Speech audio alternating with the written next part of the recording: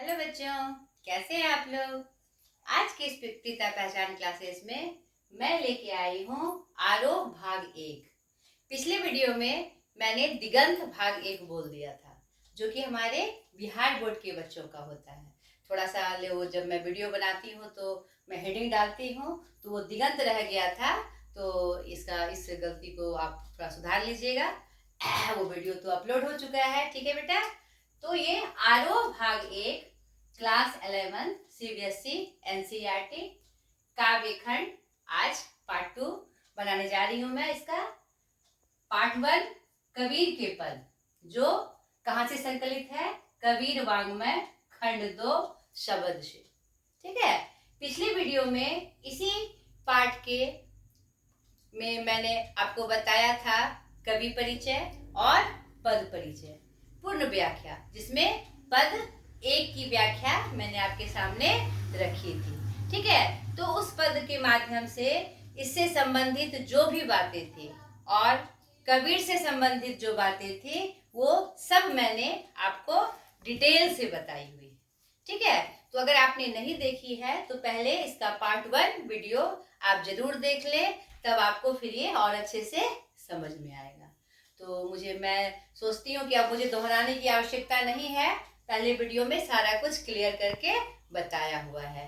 तो आज मैं डायरेक्ट, हाँ, ये संकलित और संपादित किनके द्वारा किया गया है, जयदेव सिंह जी और वासुदेव सिंह जी के द्वारा। तो हमारे पाठ्य पुस्तक में 2 पद संकलित हैं। ये हमारा आरोह भाग 1 कवर लगा है, इसके ऊपर का मैं आपको नहीं दिखा पा रही हूँ फोटो। इसमें 2 पद संकलित थे। पद 1 की चर्चा मैंने पहले वीडियो में की थी, आज मैं किसकी चर्चा करूंगी, पद 2 की, ठीक है बेटा। देखें इस पद में कबीर क्या कहना चाह रहे हैं और क्या समझाना चाह रहे हैं। पद 2 जो है वह कबीर दास जी किस शाखा के कवि थे, किस शाखा के कवि थे, निर्गुण शाखा के कवि थे। तो आप जानते हैं बच्चों, निर्गुण शाखा किसी विशेष देवी देवता को नहीं मानते, वह निराकार ब्रह्म को मानते हैं, जिसका कोई आकार स्वरूप रूप नहीं होता है, ठीक है। और ये निर्गुण में भी ज्ञानाश्रयी शाखा के थे, वह ज्ञान के माध्यम से शिक्षा देते थे, शिक्षित करते थे। उनके जितने भी उपदेश हैं वह ज्ञान देने से संबंधित है। तो वो निर्गुण शाखा के थे, इसीलिए वह बाह्य आडंबरों को नहीं मानते थे। बाह्य आडंबर क्या होते हैं, हम पूजा पाठ के लिए जो विभिन्न पद्धतियों का और विभिन्न वस्तुओं का जो उपयोग करते हैं पूजा करने में, पूजा पद्धति को निर्वाह करने में, उनका उन्होंने विरोध किया है। और किसका सपोर्ट किया है उन्होंने, मानसिक पूजा का, निराकार ब्रह्म का, आत्मा जो सबके अंदर रहती है उसे महसूस करके मन में आराध्य को बैठाकर उसकी पूजा पे उन्होंने बल दिया है। तभी हम आत्मा और परमात्मा का मिलन एक साथ हम देख सकते हैं। और वो अद्वैतवाद के थे, इसका मैंने डिटेल से आपको इसके बारे में भी आपको बताया था कि अद्वैतवाद क्या है, आत्मा और परमात्मा को जिसमें एक बताया जाए और उसे सर्वश्रेष्ठ बताया जाए और दूसरे किसी की सत्ता नहीं होती है। तो यहाँ पर उसी आडंबरों का वो विरोध करते दिख रहे हैं कि जिसके कारण हमारा संसार चक्र में फंसा रहता है। तो इस चक्र में क्यों फंसे, इस चक्र में वो क्यों फंसे, जो सही रास्ता है उस परमात्मा से जुड़ने की, उसको अपनाकर हम आगे बढ़े, इसी बात पे वह इस पद के माध्यम से जोर दे रहे हैं। अब देखिए उनकी पंक्ति के माध्यम से कैसे ये बात हमारे सामने आती है।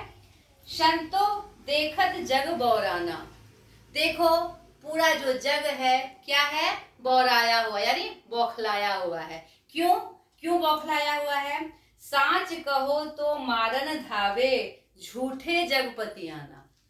यहाँ पर जग की हालत ऐसी है, वो ऐसे बौराए बौखलाए हैं, अगर उनसे कुछ सच बात बताने जाओ कि सत्य ये है, ऐसा करो, तुम जो कर रहे हो वह गलत है, तो लोग मारने को दौड़ते हैं और झूठ को ही सही मान बैठे हैं।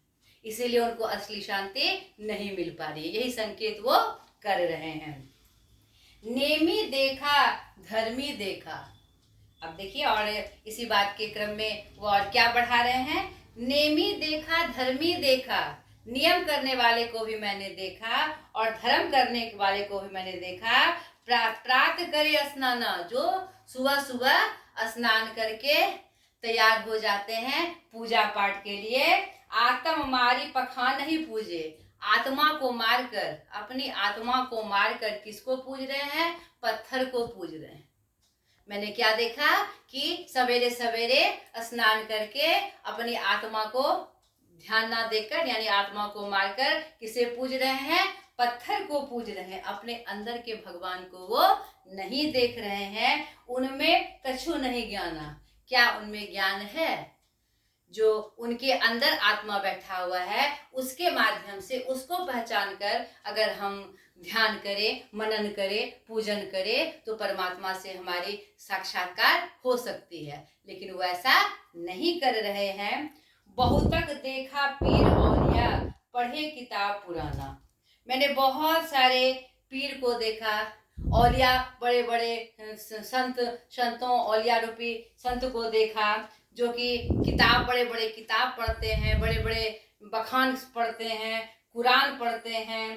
कै मुरीद तदबीर बतावे, उनमें वही जो ज्ञाना, वह वही बात बताते हैं जो कि उनको अच्छी लगती है। उसका वास्तविक यथार्थ से कोई मतलब नहीं होता है। उनमें इतना ही ज्ञान है, उनमें इतना ही ज्ञान है, इसीलिए वह उसका उतना ही बखान हमारे सामने करते हैं। और क्या आगे बोलते हैं, देखिए, आसन मारी डिम्ब धरी बैठे, मन में बहुत गुमाना। आसन लगा के बैठते हैं, तब की मुद्रा में बैठते हैं, क्या कहते हैं, दंडवत प्रणाम करके बैठते हैं और खुद में एक अभिमान भी उनके अंदर आ गया है कि मैं विशेष पुजारी हूँ, मैं विशेष पूजा पद्धति से अपने भगवान को क्या कर रहा हूँ? खुश कर रहा हूँ। ये क्यों? आखिर क्यों? क्या यही पथ है परमात्मा को पाने का? आसन लगाना, दंडवत होके प्रणाम करना? यहाँ पर वो एकदम स्पष्ट रूप से जो बाह्य आडंबर है और जो पद्धति है पूजा पाठ की, उसका वो विरोध करते नजर आ रहे हैं। और आगे देखिए, पीपर पाथर पूजन लागे, तीर्थ गर्व भुलाना।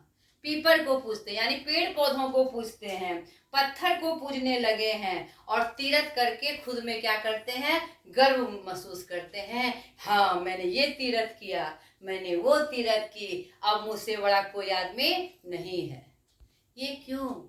ये उन्हें क्या मान रहे हैं? सही नहीं मान रहे। हमें हमारे कबीरदास जी उनका विरोध कर रहे हैं। यह परमात्मा को पाने का सही रास्ता नहीं है। वह सीधे सीधे रूप में उसका विरोध करते नजर आ रहे हैं। टोपी पहिरे, माला पहिरे, छाप तिलक अनुमाना। कोई टोपी पहन के करता है, कोई माला पहन के अपने पूजा को दिखाता है कि मैं बहुत बड़ा तपस्वी हूँ, पंडित हूँ।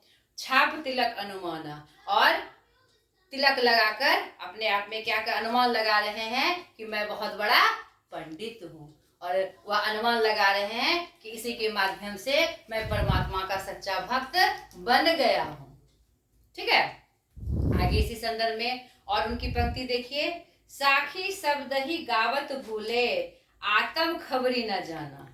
हे सखी देखो, ये शब्द गा गा कर सोच रहे हैं कि हमें परमात्मा मिल गया, हमें प्राप्ति हो गई, हमें सब कुछ की प्राप्ति हो गई, मेरा जो उद्देश्य था वह पूरा हो गया, और अपने आत्मा की खबर उनको है ही नहीं। जो भगवान उनके अंदर बैठा है, जो जीव एक जागृत रूप में उनके अंदर बैठा है, उनकी उनको खबर भी नहीं है, उनकी उनको खबर भी नहीं है। हिंदू कही मोहि राम प्यारा, इतना तक तो ठीक था। अब देखो, हिंदू कह रहा है कि राम मेरा भगवान है, राम मुझे प्यारा है, और तुर्क कहे रहीमाना, और मुस्लिम लोग क्या कह रहे हैं? रहीम मेरे प्रभु हैं। क्यों भाई, भगवान क्या अलग अलग है? नहीं, एक ही सत्ता है, एक ही सर्वशक्तिमान एक शक्ति है जो पूरे विश्व को चला रही है, विश्व नहीं पूरे ब्रह्मांड को चला रही है। तो फिर ये राम और रहीम की झगड़े कहाँ से आ गए? तुम कह रहे हो राम मेरा, कोई कह रहा है रहीम मेरा, क्यों? इनका वो विरोध करते नजर आ रहे हैं। आपस में दो लड़ी लड़ी मुए, मर्म न का हो जाना। और इस बात के लिए सिर्फ वो मान ही नहीं रहे हैं कि राम मेरे भगवान है, रहीम मेरे भगवान है, इसके लिए वो आपस में लड़ रहे हैं, झगड़ रहे हैं। क्या ये उचित है? क्या यही परमात्मा को पाने का मार्ग है? क्या इससे हमें वास्तविक शांति की प्राप्ति होगी? नहीं। इसी की तरफ वो हमारा ध्यान आकर्षित कर रहे हैं।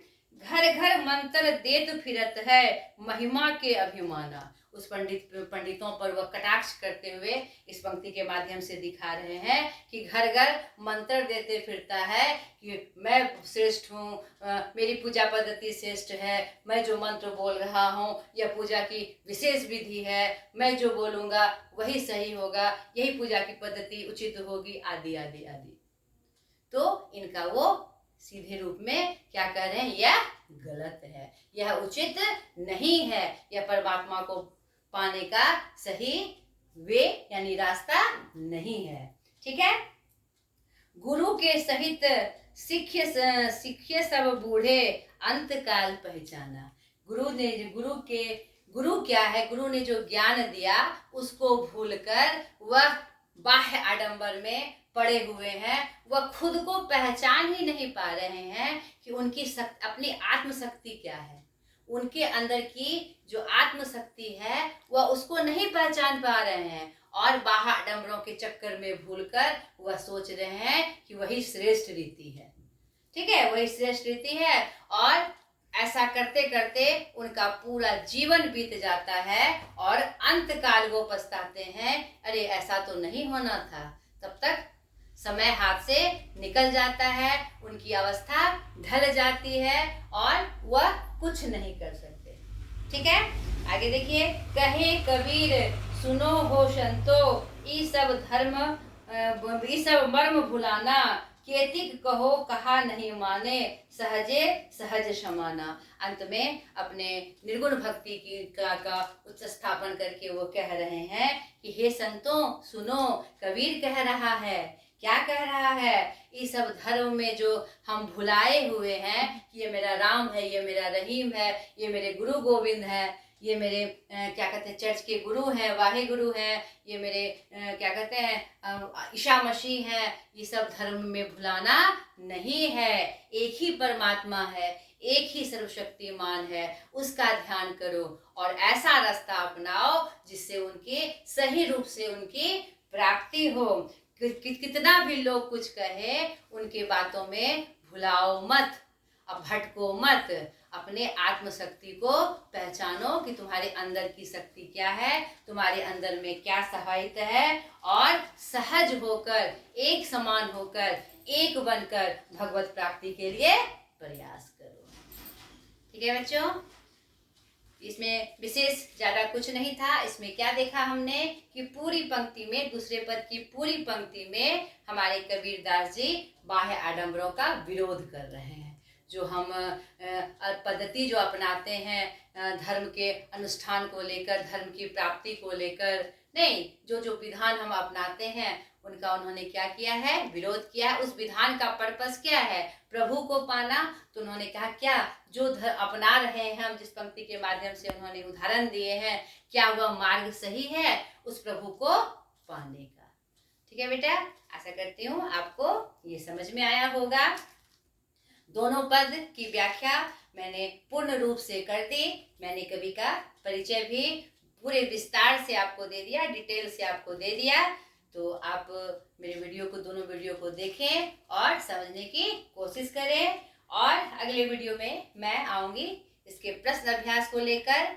मुझे लगता है कि इस पद की व्याख्या जानने के बाद आपको प्रश्न उत्तर बनाने में कोई दिक्कत नहीं आएगी। फिर भी मैं आपको हिंट करूँगी ताकि आपके उत्तर और भी अच्छे हो। ठीक है, आज तक के लिए इतना ही। बाय।